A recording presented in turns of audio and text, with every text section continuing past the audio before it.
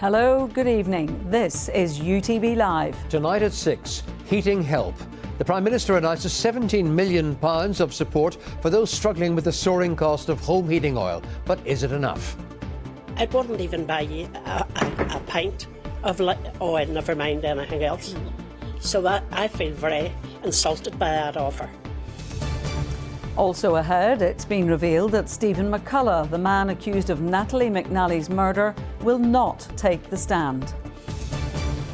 And I'm in Washington for the St. Patrick's Day celebrations, but everything, including the Taoiseach's meeting with President Trump in the White House tomorrow, has been overshadowed by the conflict in the Middle East.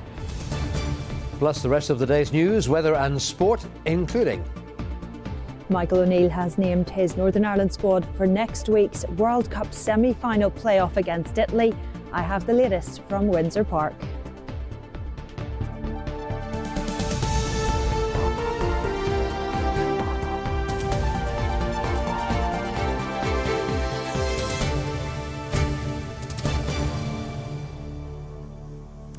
The Prime Minister, Sir Keir Starmer, has announced a £17 million package to help those of us here who use home heating oil. Prices have shot up in the wake of the conflict in the Middle East. With 500,000 homes here using oil, it would work out at around £35 per household if everyone received a payment, an amount which the First Minister, Michelle O'Neill, has described as a slap in the face. Here's our economics correspondent, Jordan Motes. This government will always support working people. With oil prices through the roof, all eyes were on the Prime Minister this morning. Keir Starmer wants to be seen as someone who takes action. Today he announced a package of help for those who use home heating oil across the UK. I'm announcing immediate support for vulnerable heating oil customers today, providing £53 million for those households that are most exposed. This group of older people have been struggling with bills since the conflict in the Middle East began. And at our time of life, we are now being told a measly £50. It wouldn't even buy you a pint of oil, never mind anything else. Get the heating put on in the morning, and that doesn't. We're afraid to put it on in case the oil goes up again. It had gone up £50 within 2 hours. I couldn't justify that. It was going up every 2 hours. How can they do that? Northern Ireland's share of today's funding is £17 million. Not much, considering 60% of households here use oil. It's now over to the executive to decide who will get that money. I have to say, I find the £17 million that's been put on the table today to be a real slap on the face. If it was to be applied right across the board, £17 million to every household, you're talking about £30. £30 isn't going to scratch this. John O'Dowd, as the Finance Minister, has already communicated with the Department for Communities, because what we now need to see is that turned into delivery. So let's get that £17 million out, targeted at the lower income households. Given that home heating oil prices have risen by more than 80% since the war broke out, there's a growing consensus the government could have gone further than what is on offer. Even if it's distributed next week or the week after, or it takes a number of months to try and target that intervention, it's not going to be nearly enough to insulate people from the entirety of the cost consequence of what's been going on in the Middle East. If the government are serious about reflecting the need of home heating oil in Northern Ireland, that should be much more than that. So I will be querying that with Treasury, and also it needs to be targeted. There's absolutely no point in people that are able to pay their bills getting that support if it is already going to be a small sum. The Prime Minister also talked today about how some companies were cancelling orders and then putting their prices up, something he described as unacceptable, and then hinted at the potential for regulation in an industry that's under-regulated. Jordan Motes, UTV Live, Stormont. Meanwhile, a session of a Stormont committee with the Economy Minister has been described by some members as unedifying and unseemly. Sinn Féin Minister Dr Kiva Archibald and the DUP chair of the committee, Philip Brett, clashed at an emergency meeting of the Economy Committee, which was called in order to question the minister about her department's handling of funding to reduce energy bills. So, Minister, you say that I don't understand what I'm talking about. Were you surprised that your most senior official in your department did not know that £81 million existed on Tuesday, and that's the reason that you've been brought before this committee? Well, as I have set out, the £81 million is notional.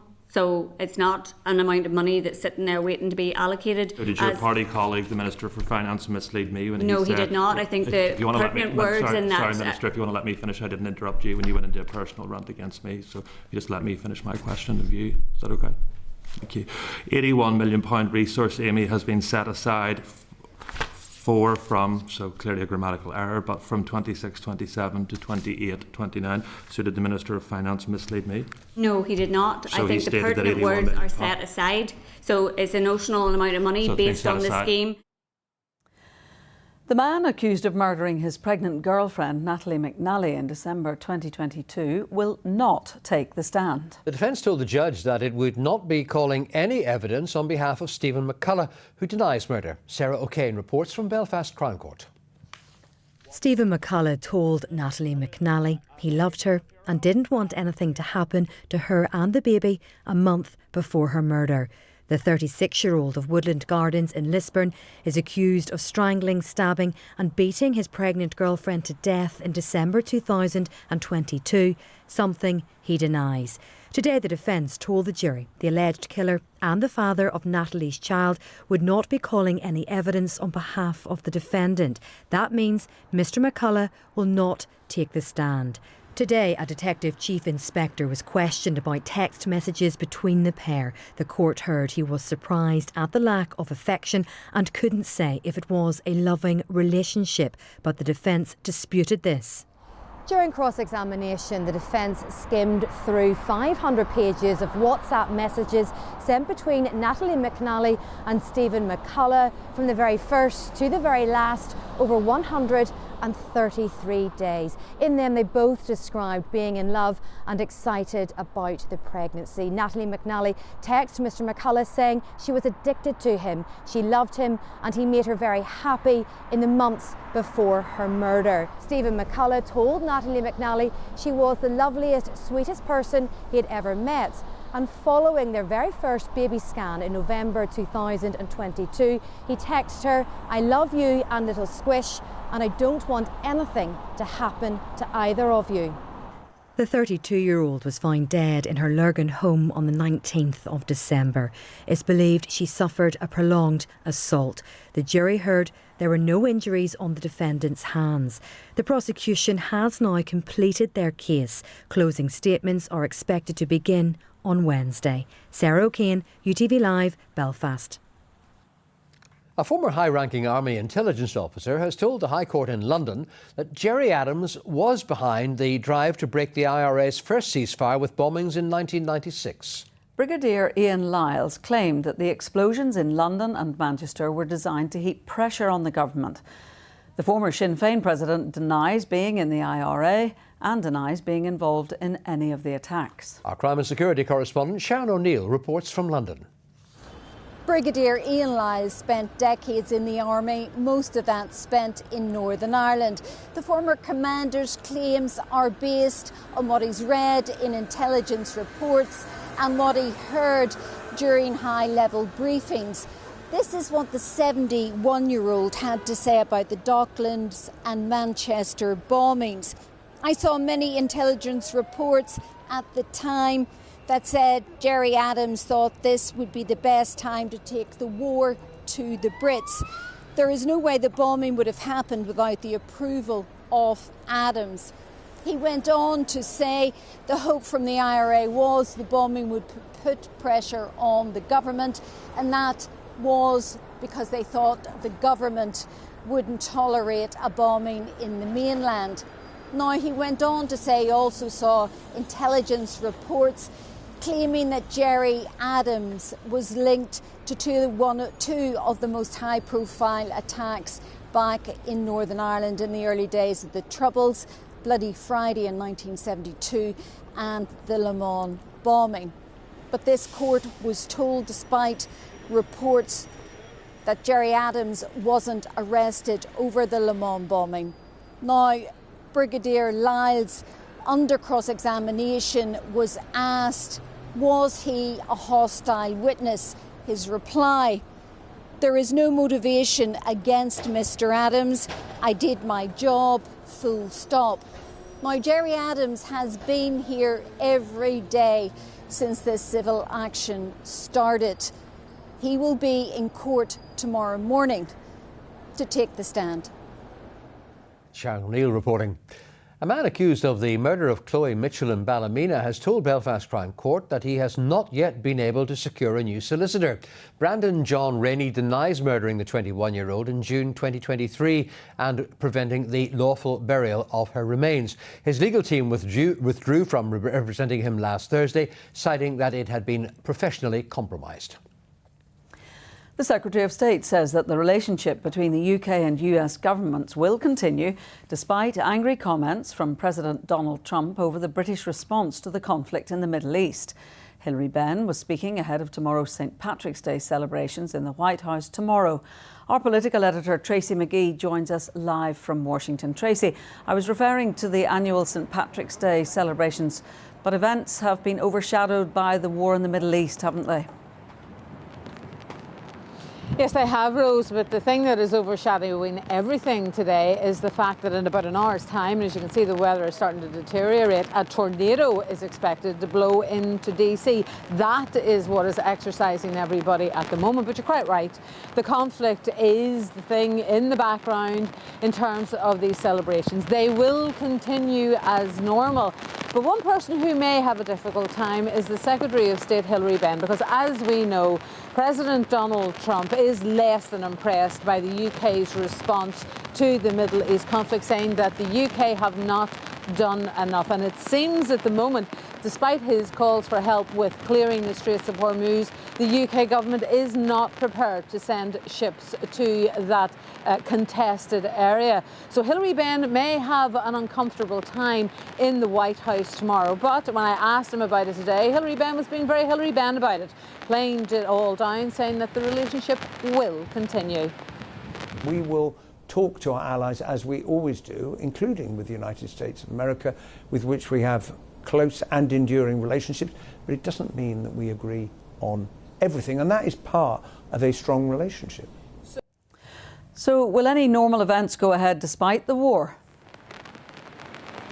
All the normal events will continue, Rose, but as we know, the Middle East conflict will take centre stage. So we will have the Taoiseach in the Oval Office. We'll also have the White House reception with the Shamrock Bowl will be handed over to the President. And as well as that, there are lots of things going on the sidelines, meetings between universities and businesses.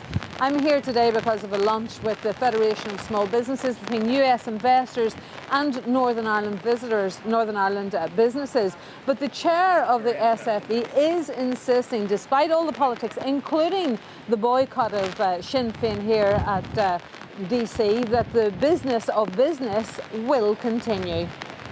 However, you might be surprised how many people in the meetings I'm in, and I've 16 meetings over the next 3 days, there's never a conversation about Sinn Féin or their position. That just doesn't come up. Now, I know there has been some noise in the press about some of the deals and everything else. I don't think we want to lead with people's politics, and sometimes it may be Sinn Féin's, sometimes it may be the DUP's. But for business people, we avoid that and we talk about the opportunities for business. So one of the main events is the meeting between the Taoiseach, Micheál Martin, and President Donald Trump in the White House. What can we expect from that, Tracy? Well, we really don't know, and I don't think the Taoiseach knows either. It could be a very difficult time for him. We know that we're dealing with Donald Trump. He can be unpredictable, sometimes volatile. And Micheál Martin is going to face questions about whether or not he thinks the conflict is legal or illegal. That could be uncomfortable in front of Donald Trump. Tracy, thanks, and thanks for putting up with the rain. Well, coming up on View from Stormont, more from the Secretary of State, as well as Tracy in Washington. Join us for View from Stormont with Vicky Hawthorne tonight at 10:45. But time now to look at the headlines making tonight's ITV News at 6:30. And here's Charlotte Hawkins. Coming up, students queue around the block for antibiotics amid fears of a meningitis outbreak in Kent. The Prime Minister pledges tens of millions of pounds to support households hit by a spike in heating oil prices, but does it go far enough? And the Oscar goes to Jessie Buckley. And we'll take a look at all the big winners at this year's Oscars as Jessie Buckley makes history. Join me for those stories and more at 6:30. Well, sport next, and it was a weekend of exciting high drama. Here's Ruth Gorman.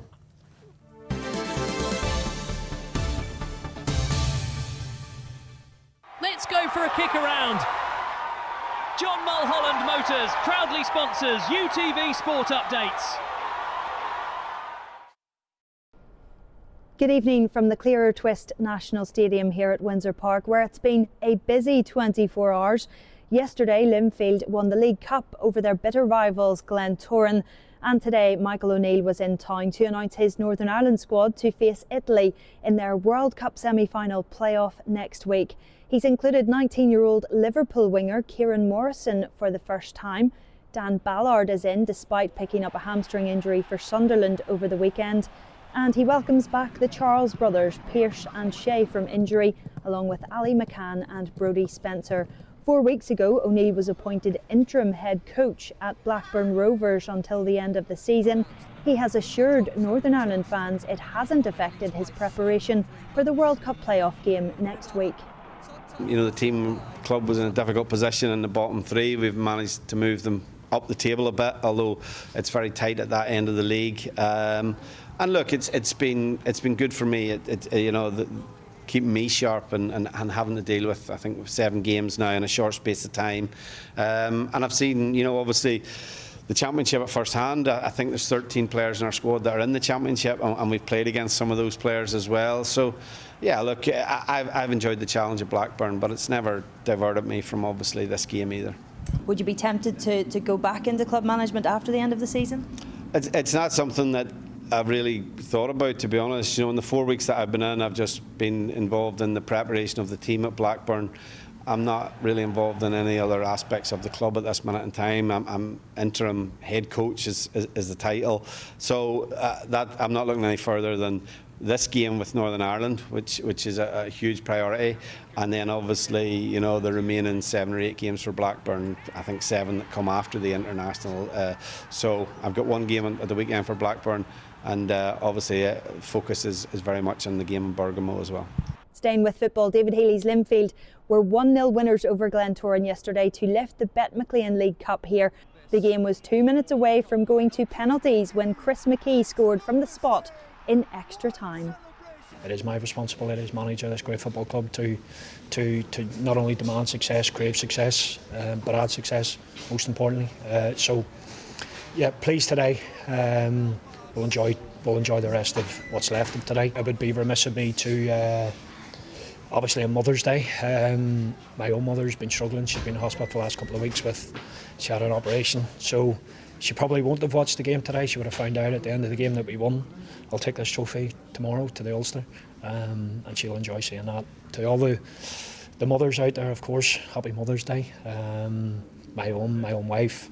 I've incredible kids who watched. 2 of them are here today, and 1 watched from afar, and a grandson from afar. So, as I say, this means a lot. It means a hell of a lot. Now, Super Saturday was everything we expected and more in the Six Nations over the weekend. First of all, Ireland lifted the Triple Crown after an impressive win over Scotland in Dublin. They were almost then going back onto the pitch hours later to lift the overall title, as England looked to have beaten France in Paris.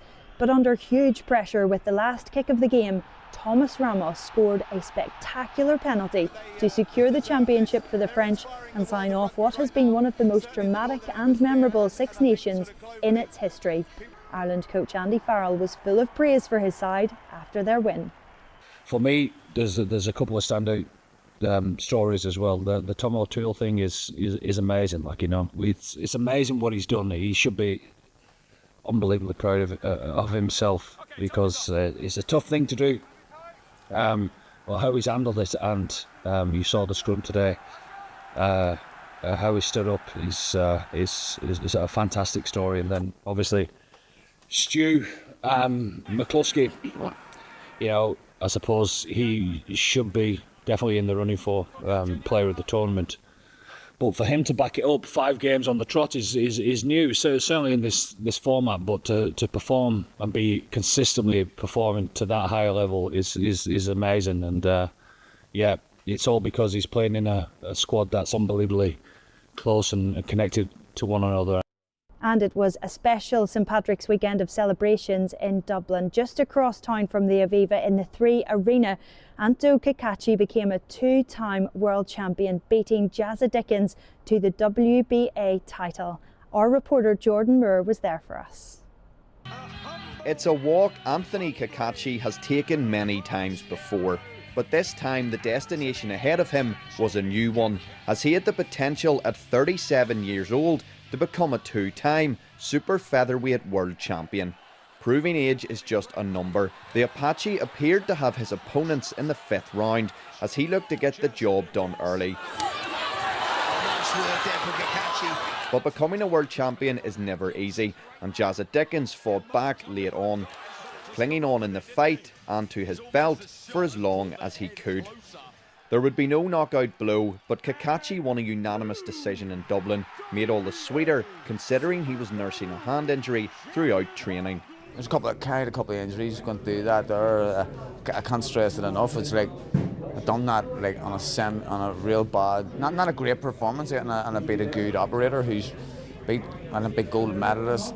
He's beaten Zelfa Barrett and beaten all these other boys. So shows you what I can do on a bad night, you know. He's written himself into the old history books, hasn't he? He's a double world champion now, 2-time world champion, and done it in style. And you know, I'm so thrilled for him. The West Belfast man now has a lot of options for his next fight, and of course, where it will be. I want to unify or move up in weight, and we'll fight a lightweight world champion. You know, whatever the best opportunity is out there, I want that. I would love it, you know. I mean, the fans have been amazing. The travelling crowd down have been amazing. So I mean, I would love to fight in the SSE. I would love to fight in Windsor Park. I would love to fight wherever I can fight in Belfast, as long as it's in Belfast, you know. A potential unification fight back in Belfast, something Cacace's fans would embrace. Jordan Moore, UTV Live, Dublin. It's the business end of the National League in Gaelic games. Monaghan faced relegation from Division 1 after defeat to Galway. Down secured promotion back to Division 2 with victory over Sligo. Donegal's unbeaten league run came to an end against Roscommon. Armagh got past Dublin at Croke Park to keep their hopes of remaining in Division 1 alive for next season. Cavan defeated Offaly. Fermanagh got their first win of the campaign over Laois. Tyrone lost to Meath, so now need a result against Cork to stay in Division 2. Derry also faced defeat to Louth. That's your sport from Windsor Park this evening, where Northern Ireland manager Michael O'Neill has named his squad to face Italy in their World Cup semi-final playoff next week. Republic of Ireland manager Heimer Hallgrimsson will name his squad to face the Czech Republic in their World Cup semi-final playoff this Thursday. Bye for now. Let's go for a kick around. John Mulholland Motors proudly sponsors UTV Sport Updates.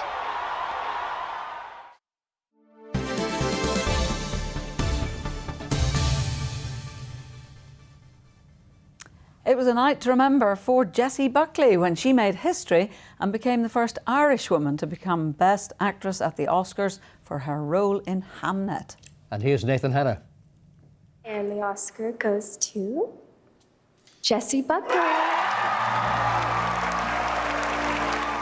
Hollywood dreams, now a reality. Jessie Buckley's joy clear as she becomes the first Irish actress to get her hands on the award. This is the greatest honour, I can't even believe it. Hamnet is based on the best-selling book of the same name by Coleraine-born author Maggie O'Farrell. She also co-wrote the screenplay with director Chloe Zhao. The 36-year-old took home the award for her portrayal of William Shakespeare's wife Agnes, the film following the couple as they deal with the grief of losing their son. And fittingly, the actress from County Kerry scooped her prize on Mother's Day. Chloe and Maggie, to get to know this incandescent woman and journey to understand the capacity of a mother's love is the greatest collision of my life. A monumental moment for the Irish film industry, the 98th Academy Awards and the first Irish winner. She now becomes a superstar. Jessie Buckley paving the way for future Irish talent. Nathan Hanna, UTV Live. Well, she's brought a smile to all of our faces now. Louise is with us. Lots of people are going to have the day off tomorrow, but we're wondering what sort of weather they can expect for St Patrick's Day, Louise. Brisk, blustery winds if you're heading out for any of the St Patrick's Day events, which there are many of tomorrow. We're going to have some rain, mostly affecting the west and the northwest, driest across eastern areas well into the afternoon. But it's the winds really we should emphasise, gusting maybe 40 to 45 miles per hour inland. Coastal gales a possibility, so very blustery day. But we do have some good news as we head towards the middle part of the week and the end of the week. Temperatures will rise, winds will drop out, and we have some drier conditions with high pressure. Here's the forecast. Whatever the weather, there's a warm outlook. UTV Weather, sponsored by the Grant Arona R290 heat pump. So we have a damp and blustery day on the way tomorrow. We have some rain edging in across the west and the northwest, but it will become drier through the middle part of the week as high pressure starts to build in. Feeling quite mild as well, but we do have a number of frontal systems pushing through over the next couple of days. 1 or 2 light showers this evening. We have that rain edging in across the west and the northwest tomorrow morning, pushing eastwards by the latter part of the afternoon. But high pressure will start to build as we head through the middle part of the week. Staying largely dry tonight, the odd shower possible. Variable amounts of cloud with some clearing skies, but the winds will remain fairly blustery, especially around coastal areas with the risk of coastal gales. Temperatures overnight tonight not really falling too far from today's daytime averages, lows of 9 or 10 degrees Celsius. So very mild yet windy start tomorrow. Those strong southwesterly winds continuing, gusting 40 to 45 miles per hour inland, possibility of 50 miles per hour around the coast. We have this rain edging in from the west and the northwest tomorrow, staying largely dry across eastern areas towards the latter part of the afternoon. If you're planning on heading out for St Patrick's Day, temperatures tomorrow reaching highs of 11 to 13 degrees Celsius. So a mild but blustery day. Across the rest of Ireland, it's a very similar story.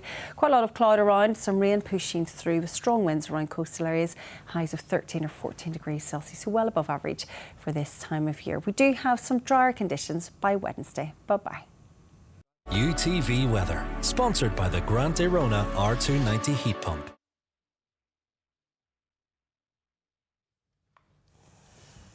Well, that's the very latest news this Monday, the 16th of March. Paul will be back with the late bulletin at 10:30. And don't forget at 10:45 tonight, Vicky Hawthorne is here with View from Stormont. Coming next is the ITV Evening News from Rose, from me and all of us on UTV Live. Good evening. Good evening.